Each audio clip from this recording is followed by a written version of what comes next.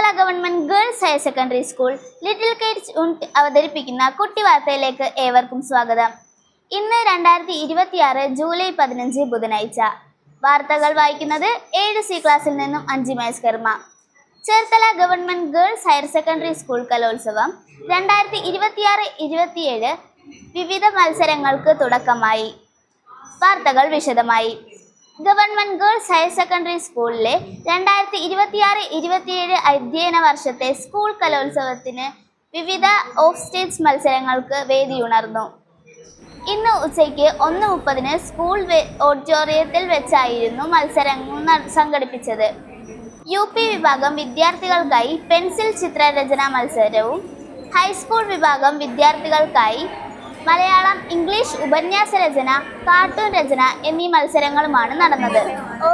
ഇതോടെ ഇന്നത്തെ കുട്ടിവാർത്ത അവസാനിക്കുന്നു. നന്ദി, നമസ്കാരം.